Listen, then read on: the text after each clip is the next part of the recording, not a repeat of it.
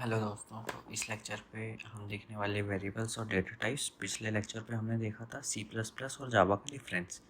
तो इस लेक्चर पर हम देखने वाले हैं वेरिएबल्स और साथ में डेटा टाइप। तो सबसे पहले हम बात करते हैं वेरिएबल की। तो वेरिएबल क्या होता है? वेरिएबल से हम क्या समझते हैं? जो चीज़ वेरी कर सकती है। क्या कर सकती है? वेरी कर सकती है। ठीक है। जो भी चीज़ वेरी कर सकती है या फिर चेंज हो सकती है उसको हम बोलते हैं वेरिएबल्स। अब अगर हम देखें जावा में या फिर किसी भी प्रोग्रामिंग लैंग्वेज में, तो वेरिएबल्स क्या होते हैं? वेरिएबल्स सिंपली कुछ नहीं होते हैं, एक सिंपल कंटेनर होते हैं। ठीक है। क्या होते हैं? कंटेनर। कंटेनर होते हैं। अब इनका क्या होता है? कुछ एक नाम होता है। जैसे कि अभी हम इसको ए नाम दे रहे हैं। अब हमने ए नाम दिया। अब हम कंटेनर के अंदर क्या होता है? कंटेनर क्या होता है? खाली बॉक्सेस। इनके अंदर हम कुछ भी रख सकते हैं, निकाल सकते हैं, कुछ और बदल के रख सकते हैं, फिर कुछ और निकाल सकते हैं। तो ये चीज़ें हम कर सकते हैं। अब क्या होता है कि कंटेनर का भी कोई एक साइज़ होता है। छोटे बड़े कंटेनर जैसे भी हों। कुछ में हम सिर्फ मसाले रख पाते हैं, कुछ में हम दाल चावल भी रख लेते हैं, कुछ में हम पानी भर लेते हैं। तो ऐसे अलग अलग टाइप के अलग अलग चीज़ों के कंटेनर होते हैं। इसी तरीके से हम अगर लैंग्वेजेस में देखें, प्रोग्रामिंग लैंग्वेजेस में, तो इसमें भी हर एक अलग डेटा टाइप के लिए मतलब हर एक वैल्यू के लिए एक अलग डेटा टाइप का वेरिएबल होता है। जैसे कि मतलब पहले देख लेते हैं हम वेरिएबल क्या होता है, उससे उसके बाद हम देखते हैं अभी कि डेटा टाइप क्या होता है।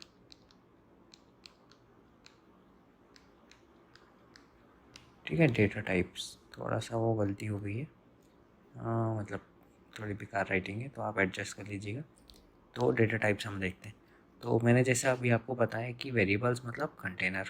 कंटेनर बहुत टाइप के हो सकते हैं। तो मैंने जैसे अभी आपको बताया कि हमारा पानी का कंटेनर अलग होता है, मसालों का अलग होता है, दाल चावल रखने का अलग होता है, कुछ और सामान रखना है तो उसका कंटेनर अलग होता है।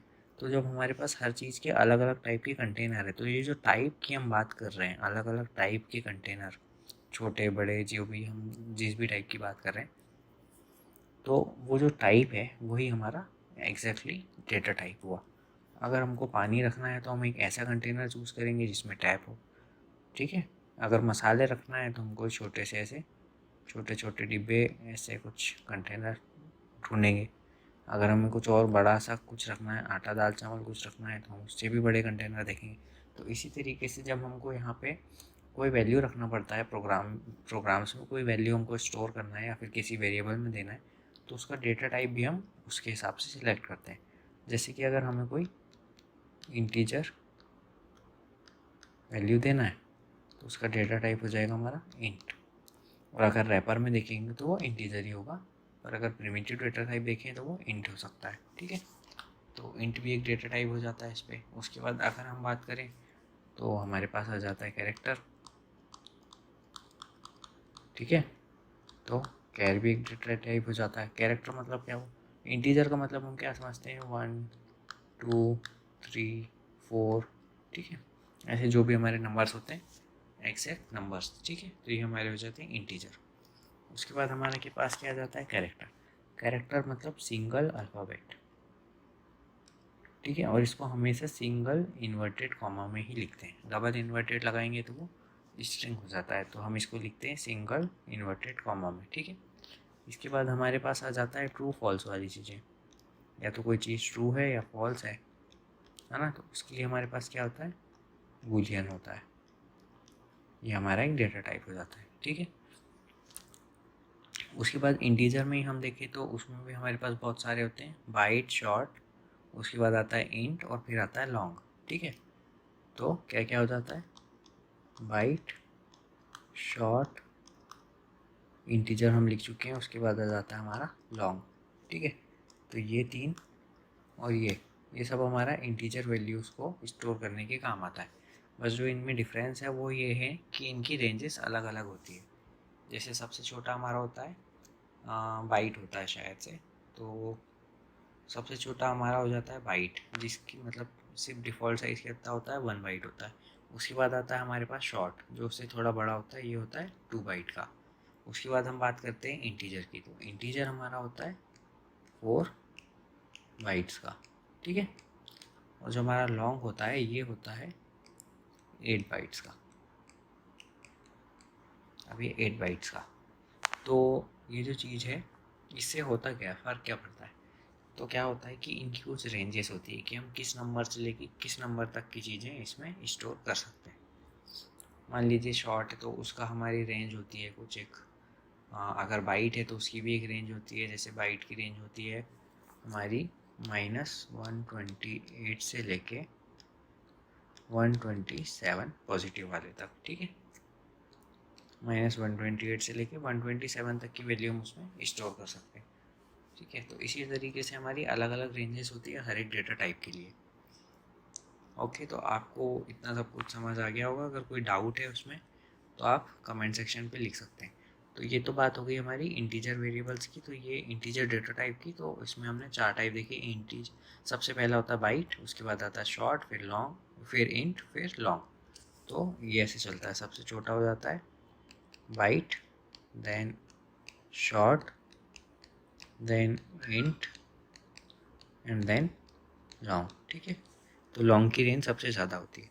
और लॉन्ग को जब भी हम देते हैं, अगर कहीं पे मतलब हम लॉन्ग चाह रहे हैं डेटा टाइप, तो उसके आगे हमको एल लगाना पड़ता है जो भी हम वैल्यू दे रहे हैं। अगर मान लीजिए हम 1 2 3 4 लॉन्ग वेरिएबल में देना चाह रहे हैं तो एल हमको लिखना पड़ेगा उसमें। इसी के साथ हमारे पास कुछ और डेटा टाइप होते हैं, जैसे कि हो जाता है फ्लोट। फ्लोट का क्या मतलब होता है? जब भी हमको डेसिमल वैल्यू वाली चीज़ें स्टोर करना होता है हम फ्लोट पे स्टोर करते हैं। अब ये भी होता है 4 बाइट के साइज़ का। अब एक इसी का भाई होता है, वो होता है डबल। डबल से आप क्या समझ रहे हैं? फ्लोट का भाई है और डबल है, तो मतलब डबल साइज़ का होता है। तो ये होता है 8 बाइट्स का। तो जब भी हम फ्लोट वैल्यू किसी को असाइन करते हैं तो हमको एफ लिखना पड़ता है उस वैल्यू के आगे। और अगर हम डबल असाइन करें तो हमको ये डी लिखना पड़ता है, ठीक है। अगर हम फ्लोट वैल्यू में सिंपल 0 दे देंगे या फिर 10 दे देंगे तो ये ऑटोमेटिकली उसके आगे 0 लगा देगा, ठीक है, क्योंकि ये एक डेसिमल वैल्यू है। फिर बुलियन की एक, हाँ, सबसे पहले तो हम सबकी डिफ़ॉल्ट वैल्यू देख लेते हैं। तो इंटीजर जो होते हैं इंटीजर टाइप के, उन सब की होती है 0, ठीक है। तो जो हमारा हो जाता है बाइट, शॉर्ट, इंट, लॉन्ग, इन सब की हमारी वैल्यू होती है 0। फिर आता है बुलियन, तो इसकी होती है फॉल्स, ठीक है, इसकी फॉल्स हो जाती है। फिर फ्लोट और डबल, इनकी होती है हमारी 0.0, ठीक है। तो ये हमने देख लिए। इसके बाद जो हमारा कैरेक्टर होता है उसकी भी एक डिफ़ॉल्ट वैल्यू होती है। कैरेक्टर जो डेटा टाइप है उसकी होती है, आप लोग बताइएगा कि ये किस चीज़ का वो है। यूनिकोड होता है एक 000, ठीक है। तो ये आप मुझे बताइएगा कि ये किस कैरेक्टर का यूनिकोड है। तो ये सब हमने देख लिया अभी, वेरिएबल्स और डेटा टाइप। तो सबसे पहले मेन बात ये है कि वेरिएबल्स की हमको ज़रूरत क्यों पड़ती है। वेरिएबल्स क्या होता है कि जो हमारा कोई भी प्रोग्राम है उसका एकदम बेसिक बिल्डिंग ब्लॉक्स होते हैं। कोई भी अगर हमारा प्रोग्राम है, हमको उसमें कोई वैल्यू में किसी भी वैल्यू का ऑपरेशन परफॉर्म करना है या उसको स्टोर करना है, तो सबसे पहले हमारे काम में आते हैं वेरिएबल्स, ठीक है। हमको कोई लूप लिखना है या फिर कोई वैल्यू को स्टोर करना है या फिर कोई कंडीशंस लगाना है, चेक करना है, तो सब में हमको वेरिएबल का यूज़ है। ऐसा कोई कोड शायद ही होगा जिसमें हम वेरिएबल का यूज़ करते ही ना हो, ठीक है। एक बार हम इसकी हायरार्की भी देख लेते हैं डेटा टाइप्स की। तो देखिए, सबसे पहले हम समझते हैं डेटा टाइप्स। तो ये जावा में क्या होता है, 2 टाइप के होते हैं। एक होता है प्रिमिटिव और दूसरा होता है नॉन प्रिमिटिव। जो मैंने पिछले लेक्चर पे आपको डिफरेंसेस बताया था कि जावा पार्शियली ऑब्जेक्ट ओरिएंटेड क्यों है, क्योंकि वो प्रिमिटिव डेटा टाइप का यूज़ करती है। और उसके बाद उसमें मैंने आपको रैपर क्लासेस वगैरह भी बताया था और भी मतलब दूसरी चीज़ें भी बताया था। तो वो सब आ जाती हैं नॉन प्रिमिटिव डेटा टाइप्स में, ठीक है। अब इसमें अगर हम देखें तो प्रिमिटिव डेटा टाइप में भी क्या होता है, दो टाइप के हो जाते हैं। एक तो हमारा सिंपल ट्रू फॉल्स, और चाहिए एक सेकेंड, एक हमारा हो जाता है सिंपल ट्रू फॉल्स, तो मतलब बूलियन। फिर नंबर्स में आ जाते हैं हम, और अगर हम नॉन प्रिमिटिव की बात करें तो हमारे इस पे जो भी होते हैं क्लासेस, ठीक है, स्ट्रिंग या फिर एरे। एरे अगर आपने नहीं पढ़ा होगा तो हम आगे टॉपिक्स देखेंगे इसमें एरे और स्ट्रिंग का, तो ये हम आगे पढ़ने वाले हैं अगर आपने पहले से नहीं पढ़ा है, और अगर कोई और लैंग्वेज में पढ़ा है तो वो सेम इस पर होते हैं, ठीक है। तो नॉन प्रिमिटिव में हम क्लास से क्या होता है कि हम अपना यूज़र डिफाइंड डेटा टाइप को नॉन प्रिमिटिव डेटा टाइप बोलते हैं, और जो पहले से डिफाइंड होते हैं उनको हम प्रिमिटिव डेटा टाइप बोलते हैं। तो हम क्लास का यूज़ करके खुद का डेटा टाइप भी बना सकते हैं, जिस भी टाइप का हमको बनाना हो, ठीक है।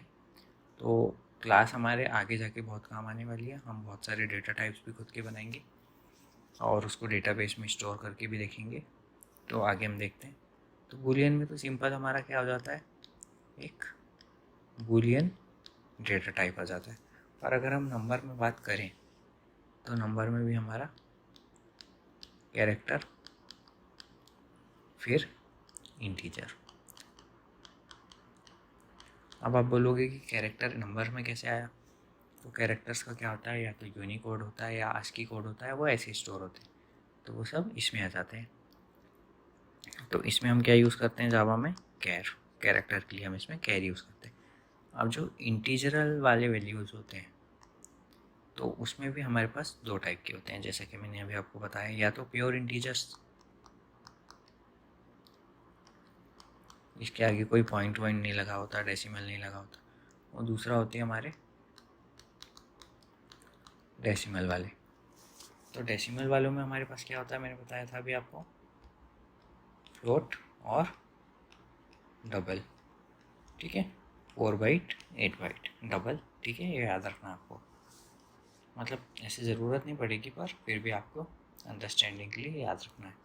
फिर इंटीजर में मैंने आपको क्या बताया था अभी, 4 बताया था, याद कीजिए जब तक मैं लिख रहा हूँ।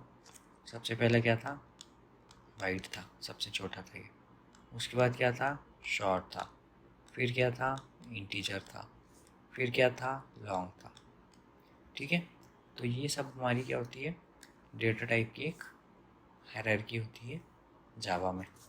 तो सबसे पहले हमने क्या देखा, डेटा टाइप, उसमें कितने टाइप के होते हैं, दो टाइप के, प्रिमिटिव नॉन प्रिमिटिव। प्रिमिटिव मतलब जो पहले से बने हुए हैं, नॉन प्रिमिटिव मतलब जो यूज़र डिफाइंड डेटा टाइप होते हैं।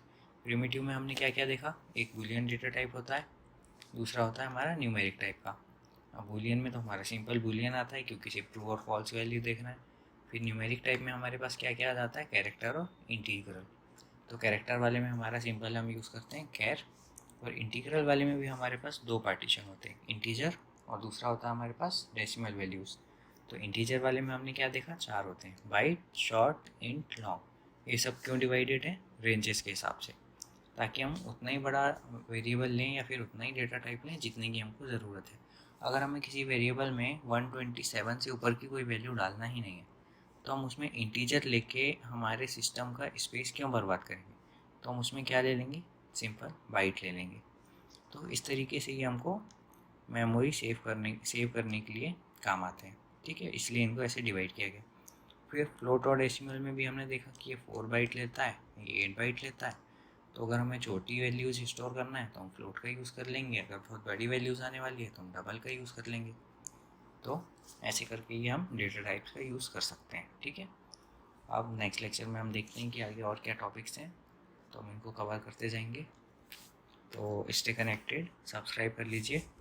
इसी के साथ बाय।